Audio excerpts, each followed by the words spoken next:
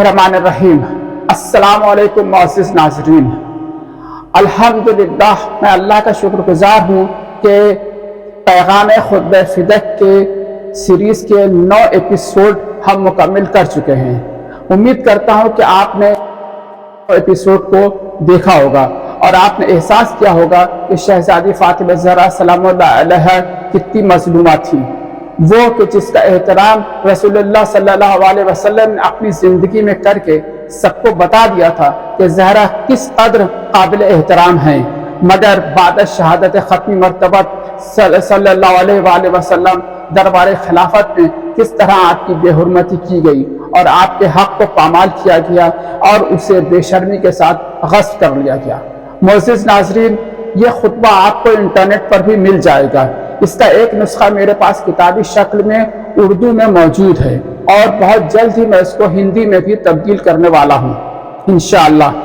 ये इस सीरीज़ का 10वां और आखिरी एपिसोड है। इस प्रोग्राम की कामयाबी मैं जब समझूंगा जब मजालिसों में इसका ज़्यादा से ज़्यादा तज़किरा होगा और मोमिनीन इसे पढ़ेंगे और इसे याद रखेंगे और अपने बच्चों को भी इसे पढ़ने और याद रखने की तरगीब देंगे, ताकि हम शहजादी कौनैन के दर्द को पुष्ट समझ सकें, उनके शिकस्ता दिल के हालात को पुष्ट दर्द कर सकें। वो बहुत ही मजलूमा थी। उस मखतूमा ने कहा, बाबा आपके बाद जो मुसीबतें मुझ पर पड़ी हैं, अगर दिन पर पड़ते तो काली रात पे बदल जाती। नाज़रीन इकराम, आप अपने सवालात कमेंट बॉक्स में हमें भेज सकते हैं। आपके सवालात हमें हमारे लिए हौसला अफजाई का सबब होगा। हमारा ईमेल डिस्क्रिप्शन बॉक्स में मौजूद है, जिसके ज़रिए आप हमसे सवालात कर सकते हैं और हम कोशिश करेंगे कि उन सवालों के जवाबात जल्द अज जल्द आपकी खिदमत में इरसाल करेंगे। इस खुतबे की इस सीरीज़ को ज़्यादा से ज़्यादा शेयर करें ताकि अपनों को इसकी आगाही हो सके और दूसरे इसको सुनकर और देखकर अपना नज़रिया बदल सकें और शहजादी कौनैन सल्लल्लाहु अलैहि के हक़ को समझ सकें और हक़ उनके ऊपर आश्कार हो सके। जो हजरात इस खुतबे की हिंदी या उर्दू में किताबी शक्ल में हासिल करना चाहते हैं, वो डिस्क्रिप्शन बॉक्स में दिए गए टेलीफोन नंबर और ईमेल से रब्ता कर सकते हैं। हम उनकी खिदमत में खुतबे की एक कॉपी उनकी पसंदीदा ज़बान में इंशाअल्लाह इरसाल कर देंगे।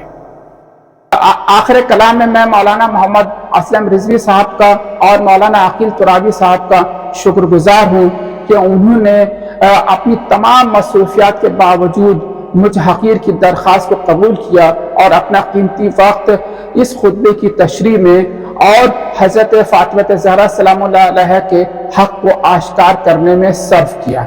मैं नाज़रीन इकराम का भी शुक्रगुजार हूँ कि उन्होंने इस सीरीज़ को देखा और समझा और यकीनन उन्होंने इससे कुछ न कुछ ज़रूर हासिल किया होगा। अल्लाह हमारी तौफ़ीक़ात में इजाफ़ा करे ताकि हम राह हक़ पर चलते हुए रोज़े महशर हज़रत मोहम्मद मुस्तफ़ा सल्लल्लाहु अलैहि वसल्लम की शफ़ाअत को हासिल कर सकें।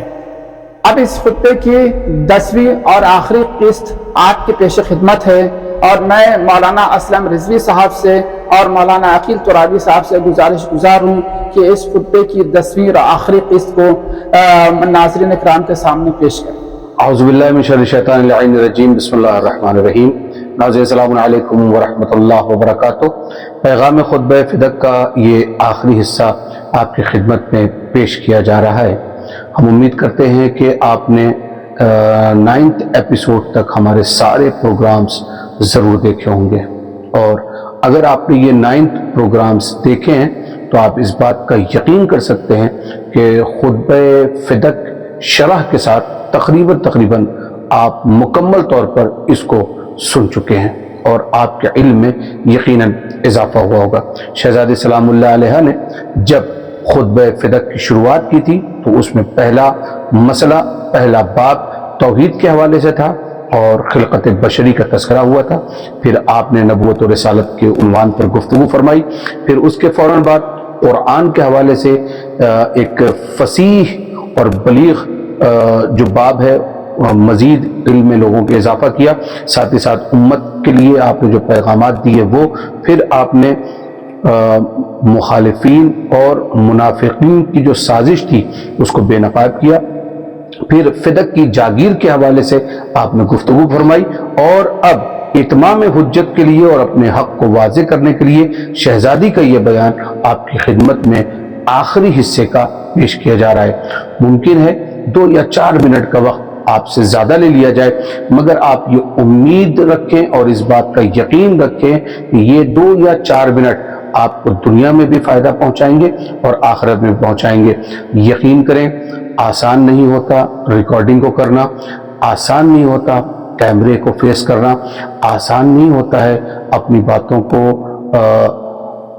جو لوگ چھپے ہوئے ہیں، جن کو ہم لوگ جانتے بھی نہیں ہیں، ان کے سامنے پیش کرنا، بڑی محنتوں کے ساتھ، بڑی مشقتوں کے ساتھ۔ اب آپ سوچیں کہ ممبئی سے سفر کر کے پونا تک اس پروگرام کی ریکارڈنگ کے لیے ہم لوگوں کو آنا پڑا ہے، اور کنٹینیو 2 سے 3 دن کی کنٹینیوس محنت کے بعد یہ پروگرام ہم آپ کی خدمت میں پیش کر رہے ہیں۔ صرف اس لیے نہیں کہ اس میں لطف آئے گا، اس میں مزہ آئے گا، اس میں آپ کا ٹائم پاس ہوگا، نہیں، بلکہ اس لیے کہ آپ کے علم میں اضافہ ہوگا۔ اور ان تمام محنتوں میں ہمارے ساتھ ہمارے شریک رہے ہیں برادر عزیز ذوالفقار صاحب، جو ساتھ کے ساتھ ہمارے مہربان، ہمارے شفیق اور ہمارے محسن برادر عزیز جناب فیروز ہاشمی صاحب، اور انتہائی شکر گزار ہیں حجت الاسلام والمسلمین علی جناب مولانا محمد اسلم رضوی صاحب قبلہ کے، جو کہ رئیس شیعہ علماء بورڈ مہاراشٹرا ہیں، کہ انہوں نے قیمتی وقت نکالا، مسلسل 2-3 دن کی ان محنتوں میں ہمارے ساتھ رہے، رات بھر کا جگنا، دن بھر کا کتابوں کے ساتھ محنت کرنا، اور اس کے بعد یہ پورا مسودہ آپ حضرات کے خدمت میں حاضر کرنا۔ ہم پہلی بات تو شکریہ ادا کرتے ہیں آقا کا، اور ساتھ ہی ساتھ ان کا استقبال کرتے ہیں۔ آقا السلام علیکم۔ وعلیکم السلام ورحمۃ اللہ وبرکاتہ۔ خدا سے آپ کی صحت کے لیے دعا کرتا ہوں، پروردگار سے یہ دعا کرتا ہوں کہ شہزادی سلام اللہ علیہ کا حق جس طریقے سے آپ نے ادا کیا ہے اور ادا کرنے کی صحیح اور کوشش کی ہے، پروردگار آپ کو صحت کے ساتھ پورے حیات عنایت فرمائے، حاسدین کے شر سے محفوظ فرمائے، نظر بد سے محفوظ فرمائے۔ جس گھر کے نیچے ہم لوگ بیٹھے ہوئے ہیں، اس گھر کو وبا بلا اور آفات سے محفوظ رکھے، امراض دنیاوی سے محفوظ رکھے، جو بیمار ہیں، جو پریشان ہیں، ان کی پریشانیوں اور بیماریوں کو اللہ دور فرمائے، اور صحت کے ساتھ پروردگار حیات عنایت فرمائے۔ ناظرین سے بھی گزارش کرتے ہیں کہ آپ حضرات اس پورے پیغام خطبہ فدق کے اس پروگرام کو سننے کے بعد جو بھی خطبہ فدق کا جو بھی حصہ آپ کے ذہن میں محفوظ رہ جاتا ہے، آپ اس حصے کو محفوظ کرنے کے بعد آقا کے لیے ضرور دعا کیجیے گا۔ آقا آج اس آخری حصے میں کیا بیان فرما رہے ہیں آپ، اور ساتھ ہی ساتھ لوگوں کے لیے خطبہ فدق کے حوالے سے جو پیغام ہے وہ پیغام آپ کا کیا ہوگا؟ شکریہ وحدت۔ اعوذ باللہ من الشیطان الرجیم، بسم اللہ الرحمن الرحیم، الحمد لأہلہ والصلاة علی اہلہا۔ مومنین کرام، السلام علیکم ورحمۃ اللہ وبرکاتہ۔ الحمدللہ اس رب کریم کا جتنا بھی شکریہ ادا کیا جائے کم ہے کہ اس نے اس حقیر کو اور پوری ٹیم کو، ان تمام لوگوں کا واقعا شکریہ میں کیا ادا کروں، بس ان کے لیے دل سے دعائیں نکل رہی ہیں۔ اور پروگرام کیسا ہوا انشاءاللہ اسے بھی آپ بتائیے گا کمنٹ کر کے، جیسے آپ کو ممکن ہو۔ کیسا لگا، اس میں کتنی محنتیں ہوئی ہیں، اسے بھی آپ احساس کریں گے انشاءاللہ جب پروگرام کو پوری توجہ کے ساتھ سماعت فرمائیں گے۔ یہ آخری ایپیسوڈ ہے، انشاءاللہ پوری کوشش کی جائے گی کہ آج اس خطبے کو مکمل کیا جائے۔ اور مولانا عقیل صاحب نے فرمایا کہ آپ نے حق ادا کر دیا، میں اس کا جواب ایک مصرے میں یوں دینا چاہتا ہوں کہ حق تو یہ ہے کہ حق ادا نہ ہوا۔ اس لیے کوشش کی جا سکتی ہے، ہم جب آسمان پر پرواز کرنے کی کوشش کرتے ہیں تو زمین سے ایک بالشت بلند ہوتے ہیں۔ بس اسی فکر کو لے کے ہم آگے بڑھے تھے، اور دعا کرتے ہیں کہ ہماری زبان میں اتنی طاقت و قوت پروردگار دے دے کہ ما فی الضمیر کو ادا کر کے مومنین کے لیے کچھ میسیج، کچھ پیغام دے سکیں۔ آئیے مومنین، تمہید زیادہ ہو گئی لیکن یہ بات ضروری بھی تھی۔ یہ جو خطبہ ہے اس میں جناب سیدہ در حقیقت انصار سے مخاطب ہو رہی ہے۔ جو لوگ مدینے میں پیغمبر کے ساتھ تھے وہ دو طرح کے تھے جو مسلمان، ایک انصار اور دوسرے مہاجر۔ مہاجر کسے کہتے ہیں؟ مہاجر وہ لوگ ہیں جو پیغمبر کے ساتھ یا بعد میں مکے سے ہجرت کر کے مدینے آئے، اور انصار ان لوگوں کو کہا جاتا ہے جو مدینے میں پیغمبر سے ملے ہیں۔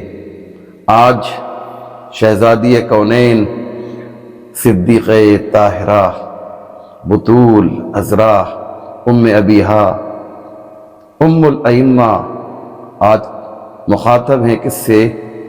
آج انصار سے مخاطب ہیں۔ اس کے پہلے والے ایپیسوڈ میں حاکمان وقت سے ان کا خطاب تھا، لیکن اب ذرا سا خطاب بدل گیا ہے کیونکہ مسجد میں زیادہ تعداد انصار کی تھی۔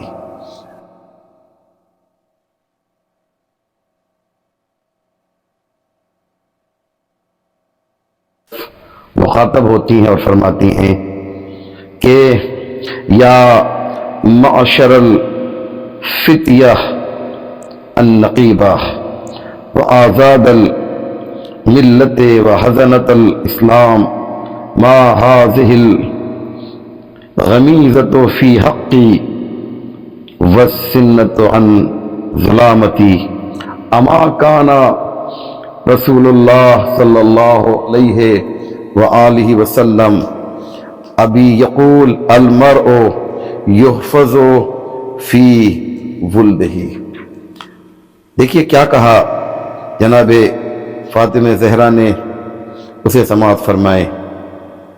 آپ انصار کی طرف مخاطب ہوتی ہیں اور کہتی ہیں اے جوانو، اے ملت کے قوی دست و بازو، اے اسلام کے مددگارو، یہ تمہاری طرف سے میرے مسلم الثبوت حق کو نظر انداز کرنے کا کیا مطلب ہے؟ مسلم الثبوت یعنی جس میں کوئی شک و شبہ نہیں ہے۔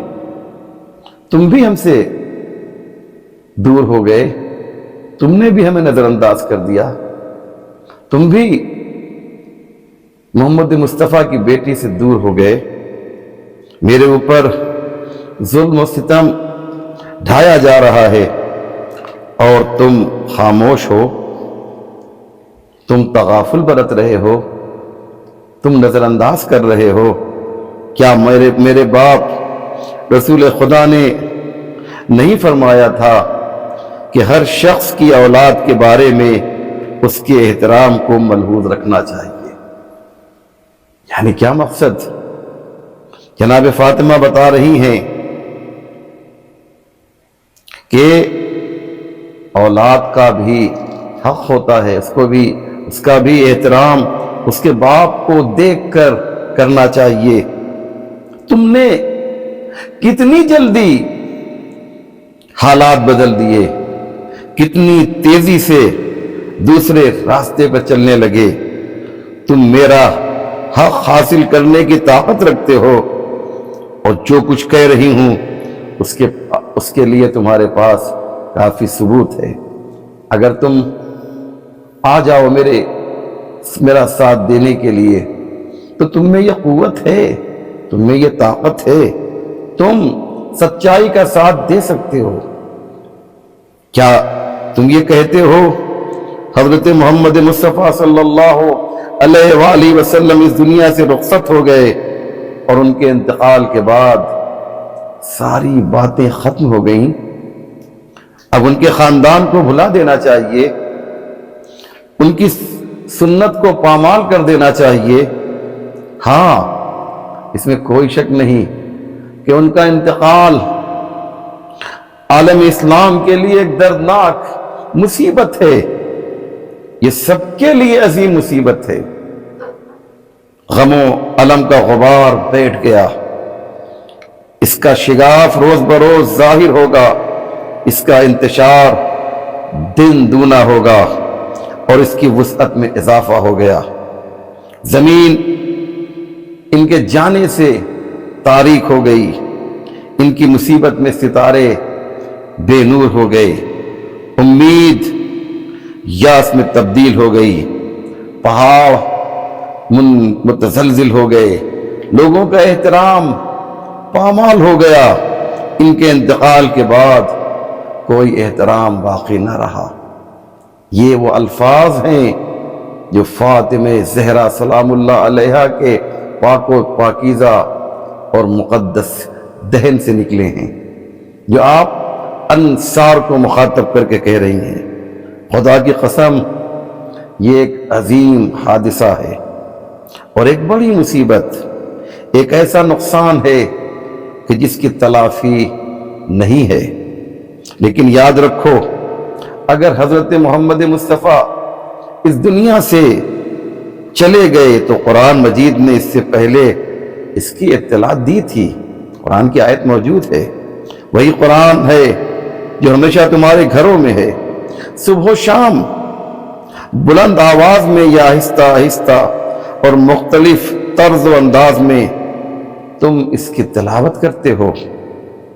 ان سے پہلے کے انبیاء بھی اس حقیقت سے روبرو ہو چکے ہیں، کیونکہ موت کا حتمی فیصلہ ہے جس سے اختلاف ممکن نہیں ہے۔ ایک ایک لفظ کے اوپر اگر آپ توجہ دیں گے تو آپ یہ غور کریں گے کہ جناب فاطمہ زہرا کیا کہنا چاہتی ہیں۔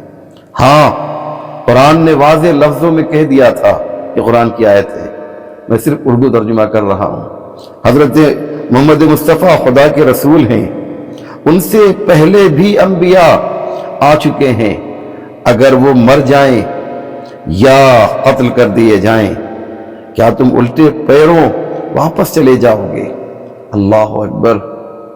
قرآن کی کیا پیشن گوئی تھی کہ ان کے دنیا سے چھوڑنے کے بعد، دنیا کو چھوڑنے کے بعد، دنیا سے جانے کے بعد کچھ لوگ ہوں گے کہ جو الٹے پیر یعنی برگشتہ ہو جائیں گے، دور ہو جائیں گے۔ کس سے دور ہوئے لوگ؟ پیغمبر کے جانے کے بعد آل پیغمبر سے دور ہوئے، اسلام سے دور ہوئے، قرآن سے دور ہوئے۔ دین اسلام کو چھوڑ دو گے، جاہلیت کی خرافات کو گلے لگا لو گے، جو بھی اپنے الٹے پیر واپس جائے گا وہ خدا کو ہرگز کوئی نقصان نہیں پہنچائے گا۔ قرآن کی آیت ہے یہ، اور خدا ان قریب شکر کرنے والوں کو نیک جزا دے گا۔ اے قیلہ کے فرزندوں، میری میراث پامال ہو اور تم دیکھتے رہو اور سنتے رہو۔ تمہاری نشستوں میں یہ بات بیان کی جاتی ہے، تمہیں اس کا باقاعدہ علم ہے، پھر بھی تم خاموش بیٹھے ہوئے ہو، جبکہ تمہارے پاس تعداد بھی زیادہ ہے اور قوت و طاقت بھی کافی ہے۔ جانتے ہیں کیا کہنا چاہ رہی ہیں جناب فاطمہ زہرا؟ اسے میں ذرا واضح کر دوں۔ جناب فاطمہ بتانا چاہتی ہیں کہ تمہاری تعداد یعنی انصار جو ہیں وہ مہاجرین پہ حاوی تھے، ان کا غلبہ تھا، ان کی تعداد زیادہ تھی، ان سے زیادہ سوال کیا جائے گا۔ ان کے پاس اتنی قوت تھی کہ اگر وہ فاطمہ زہرا سلام اللہ علیہا کے حق کو لینے کے لیے قیام کرتے تو مہاجرین کی ہمت نہیں تھی کہ وہ ان سے مقابلہ کرتے۔ ان کے پاس طاقت زیادہ تھی، ان کے پاس اکثریت تھی، اس لیے جناب فاطمہ زہرا نے مہاجرین کو مخاطب نہیں کیا، انصار کو مخاطب کیا۔ عزیز، آپ نے پہچانا؟ تم میری آواز کو سن رہے ہو اور لبیک نہیں کہتے ہو، یہ انصار سے خطاب ہے۔ میں فریاد کر رہی ہوں اور تم فریاد کو نہیں پہنچ رہے ہو، جبکہ تمہاری شجاعت کے قصے زبانوں پر ہیں، تم اچھائیوں سے پہچانے جاتے ہو، تم قوموں اور قبیلوں کے منتخب افراد ہو۔ آپ جانتے ہیں نا، ہماری کتابوں میں یہ ملتا ہے کہ یہ انصار تھے، ان کا جو ریکارڈ ہے، ان کا جو پاسٹ ہے، ان کا جو ماضی ہے، باقی لوگوں سے بہت بہتر ہے۔ انہوں نے جنگوں میں حصہ لیا ہے، انہوں نے اسلام کی نصرت کی ہے، انہوں نے اسلام کو پروان چڑھانے میں بہت کچھ کیا ہے، جس کی طرف بیوی نے اشارہ کیا ہے، آج انہیں کیا ہو گیا ہے؟ آج یہ برگشتہ کیوں ہو گئے ہیں؟ آج وہ آل رسول سے دور کیوں ہو گئے ہیں؟ آخر وہ کون سی چیز ہے جنہوں نے ان کو محمد و آل محمد سے اور ان کے دین سے اور ان کی کتاب قرآن سے دور کر دیا ہے؟ اب فرماتی ہیں شہرازادی، سنیے، تم نے عرب کے مشرکوں سے جنگ کی، جو میں نے بات ابھی کہی تھی، زحمتیں اور تکلیفیں برداشت کی، ان کے سرکشوں کو سرنگوں کیا، عرب کے بڑے بڑے جنگ آوروں سے تم نے مقابلہ کیا، تم تھے جو ہمارے ساتھ ساتھ چلتے تھے، ہماری روش پر تھے، ہمارے احکام کی پیروی کرتے تھے، ہماری باتوں پر عمل کرتے تھے، یہاں تک کہ اسلام کی چکی، یہ جملہ سنیں عزیزو، قیامت کا جملہ ہے جو جناب فاطمہ کہہ رہی ہیں، یہاں تک کہ اسلام کی چکی ہمارے خاندان کے محور پر گردش کرنے لگی، مادر روزگار کے دودھ میں اضافہ ہونے لگا، شرک کے نعرے اس کے گلے میں گھٹ کر رہ گئے، اس کے بھڑکتے ہوئے شعلے خاموش ہو گئے، کفر کی آگ ٹھنڈی ہو گئی، اختلافات ختم ہو گئے، دین کا نظام مستحکم ہو گیا۔ اللہ اکبر، جناب فاطمہ کہہ رہی ہیں، قرآن اور پیغمبر اکرم صلی اللہ علیہ وآلہ وسلم کی ان باتوں کے ہوتے ہوئے پھر کیوں حیران ہو، کیوں خاموش بیٹھے ہوئے ہو، کیوں بولتے نہیں ہو؟ کہاں ہے تمہارا ایمان؟ کہاں ہے تمہاری شجاعت؟ حقائق کو واضح ہونے کے بعد کیوں چھپا رہے ہو؟ اپنے عہد کو کیوں توڑ رہے ہو؟ ایمان کے بعد شرک کا راستہ کیوں اختیار کر رہے ہو؟ ایمان کے بعد شرک کا راستہ کیوں اختیار کر رہے ہو؟ جملے پہ غور کیا آپ نے؟ یہ لوگ یہ واپس پلٹ رہے ہیں، ان لوگوں کے ساتھ جنگ کیوں نہیں کرتے جنہوں نے عہد کو توڑ دیا ہے اور پیغمبر اکرم کو نکالنے کا ارادہ کر لیا ہے جبکہ وہ ابتدا کرنے والے تھے؟ کیا تم ان سے ڈرتے ہو؟ اگر با ایمان ہو تو ان سے مت ڈرو، خدا سے ڈرو۔ اللہ اکبر، کیا حماسہ ہے، کیا انداز گفتگو ہے، کیا شجاعت ہے، کیا دلیری ہے اس شیر دل خاتون کی۔ میں یہ دیکھ رہی ہوں کہ تم آرام طلب ہو گئے ہو، وہ شخص جو مسلمانوں کی قیادت اور رہبری کے لیے سب سے زیادہ مناسب اور لائق تھا، اس کو تم نے دور کر دیا ہے اور تن آسانیوں میں مشغول ہو کر گوشہ نشین ہو گئے ہو، ذمہ داریوں کے احساس سے بالکل لا تعلق ہو گئے ہو۔ ہاں تمہارے پاس جو ایمان اور علم ہے اس کو ظاہر کرو، اور جو ٹھنڈا اور صاف پانی پیا ہے اس کو واضح کرو۔ یہ ٹھنڈا پانی کیا ہے؟ یہ وہی نعمت ہے جو پیغمبر اسلام کے ذریعے سے جو ہے تم تک پہنچی ہے۔ آج تم ان کی بیٹی کو بھول گئے ہو۔ خدا کا یہ فرمان ہرگز نہ بھولو، اگر تم اور زمین کے سارے بسنے والے کافر ہو جائیں تو خدا کو کوئی نقصان نہیں پہنچے گا، کیونکہ خدا ہر چیز سے بے نیاز ہے۔ قرآن کی آیت ہے، وہ غنی اور حصائب حمد و ثنا ہے۔ آگاہ ہو جاؤ۔ اللہ اکبر، مجھے جو کچھ کہنا تھا کہہ چکی، میں جانتی ہوں مدد نہ کرنا تمہاری رگو پے میں سرایت کر چکا ہے، عہد شکنی تمہارے دلوں میں گھر کر چکی ہے، کیونکہ میرا دل درد سے بھرا تھا اور مجھے اپنی ذمہ داری کا احساس تھا۔ جناب فاطمہ زہرا یہاں پر جو ہے پورا خلاصہ نقل کر رہی ہیں، کیوں میں آئی ہوں یہاں پر، کیوں میں احتجاج کر رہی ہوں، کیوں میں اعتراض کر رہی ہوں، کیوں میں آواز بلند کر رہی ہوں۔ مجھے یہ باغ فدق چاہیے؟ نہیں، سنیے، مجھے اپنی ذمہ داری کا احساس تھا، اس لیے میں نے اپنا تھوڑا بہت غم بیان کر دیا، میرے دل میں جو طوفان تھا اس کو ظاہر کر دیا تاکہ تمہارے اوپر حجت تمام ہو جائے اور تمہارے لیے کوئی عذر اور بہانہ باقی نہ رہے۔ یہ جناب فاطمہ بیان کر رہی ہیں۔ اب جب ایسا ہے تو اب سنیں عزیزو، یہ بہت ہی امپورٹنٹ جملہ ہے اور یہ آخری پیراگراف میں آپ کہہ سکتے ہیں، یہ آخری پیراگراف ہے، پوری نتیجہ گیری کر رہی ہیں جناب فاطمہ زہرا۔ اب جب ایسا ہے تو یہ مرکب خلافت اور یہ فدق سب تمہارا ہے۔ مرکب یعنی سواری، یہ مرکب خلافت جو ہے یعنی یہ خلافت کی یہ جو سواری ہے یہ تمہیں دیا جا رہا ہے۔ اور یہ فدق بھی تب سب تمہارا ہے، اس سے مضبوطی سے چمٹے رہو اور اس کو چھوڑو نہیں۔ جملے میں غور کر رہے ہیں آپ لوگ، آپ اس جملے کی گہرائی میں پہنچ رہے ہیں، لیکن یاد رکھو یہ ایسی سواری نہیں ہے کہ تم اس پر اپنا سفر جاری رکھ سکو۔ یہ مرکب، یہ سواری، تم نے اس پر سواری تو شروع کر دی ہے لیکن اس کو کنٹینیو نہیں کر سکتے ہو۔ یہ ایک پیشن گوئی ہے جناب فاطمہ زہرا کی کہ ایک نہ ایک دن اس سواری سے تم کو اترنا پڑے گا، اور پھر تم، جملہ سنے عزیزو، پھر تم ہمارے گھر میں آؤ گے اور ہمارے شوہر سے کہو گے کہ یہ زخمی سواری ہو چکی ہے، اس پر اب ایسے لوگ، ایسے شخص کو سوار کیا جائے جو اس کا اہل ہو۔ عزیزو، کیا بات کہی جناب سیدہ نے، ایک پیشن گوئی کر دی کہ تم اس پر اپنا سفر جاری نہیں رکھ سکتے، اس کی پشت زخمی ہے، تم نے اس مرکب، اس سواری کی پیٹھ جو ہے زخمی کر دی ہے، اور اس کے تلوے پارا پارا ہیں، اس کے پیر کو زخمی کر دیا ہے، اس کے کمر کو زخمی کر دیا ہے، اس کی پشت کو زخمی کر دیا ہے، ننگو آر کا اس پر داغ لگا ہوا ہے۔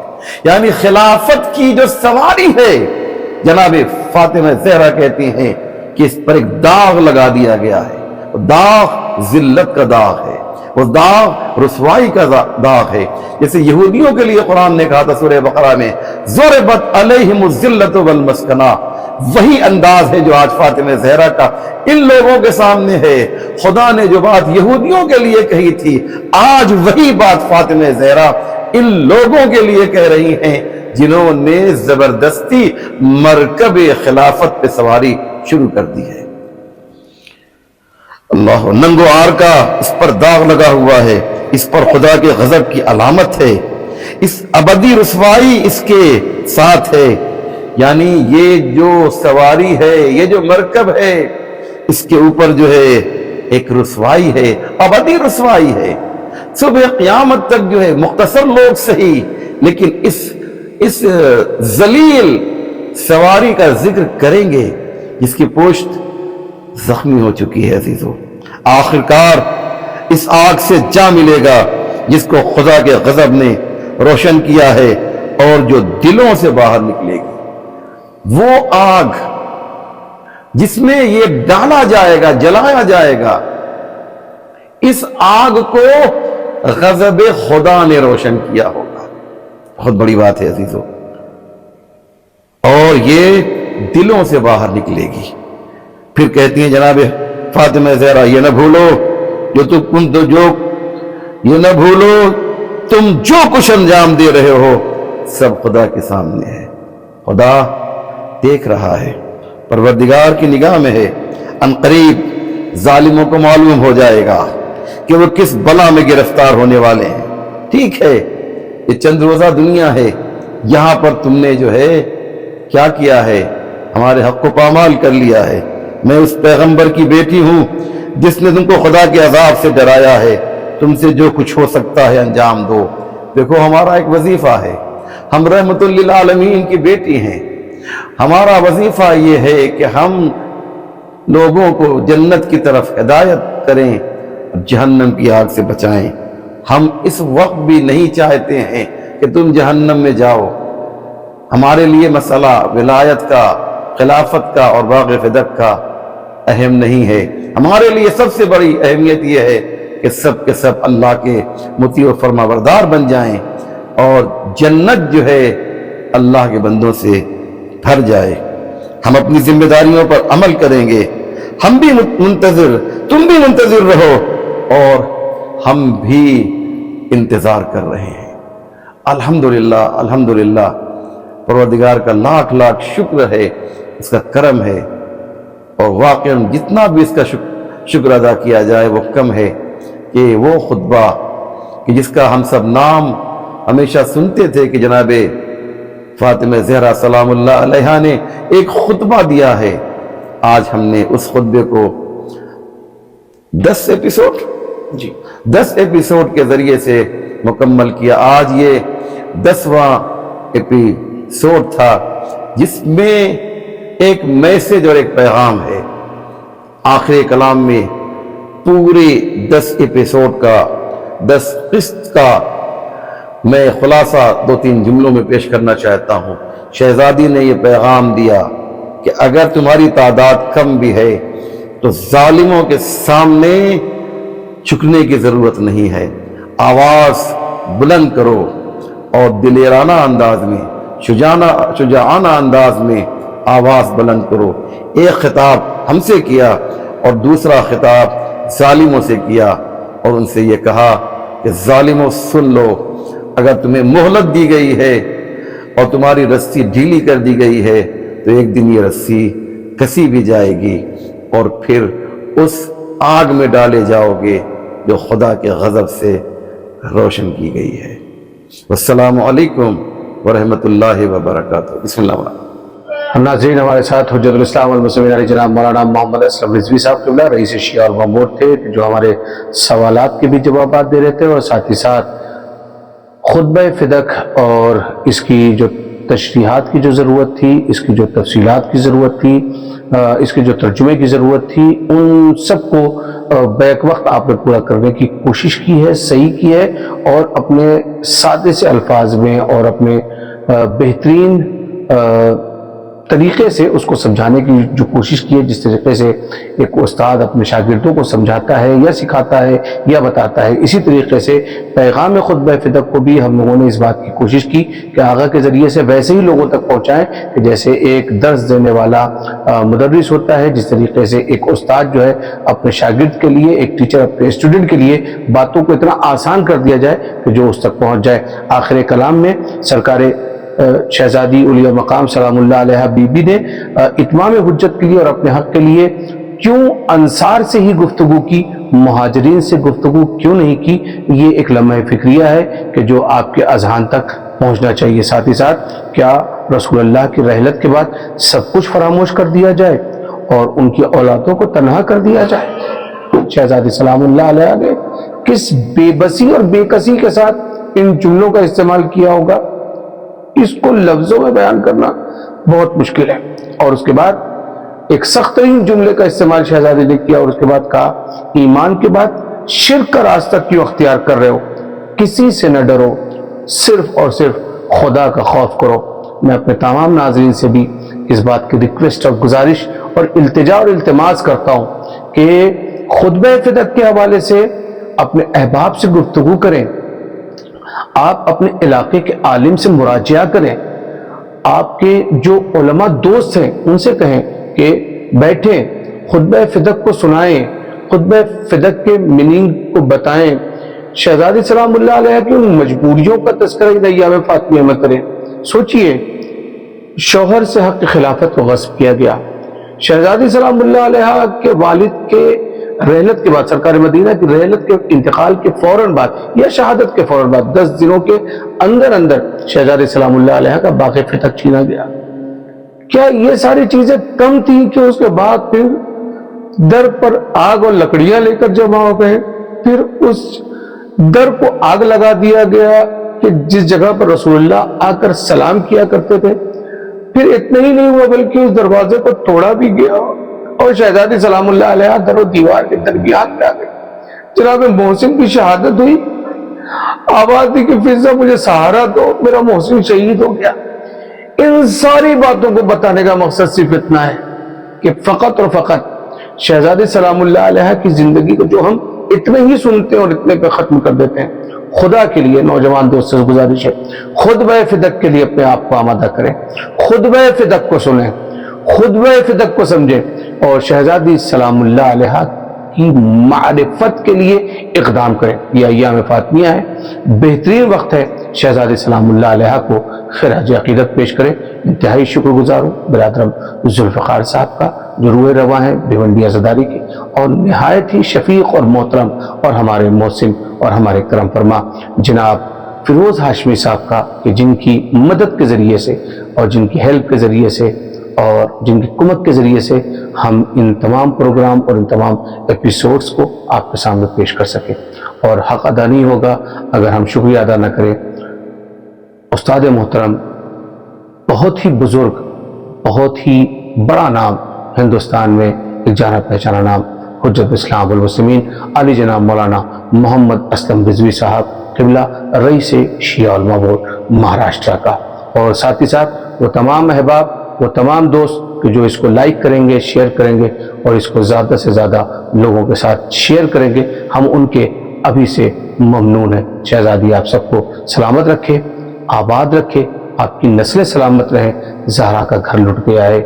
ये अय्याम, ये दिन रोने और रुलाने के लिए है और इन बातों को बताने के लिए है कि हक़ के ज़हरा क्या था। लिहाजा हमने अपनी तरफ से हक़ को अदा करने की थोड़ी सी कोशिश की है, कुछ कोशिश आपको भी करनी है। मैं अकील तुराबी इजाज़त चाहता हूँ आपसे। वस्सलामु अलैकुम व रहमतुल्लाह व बरकातहू।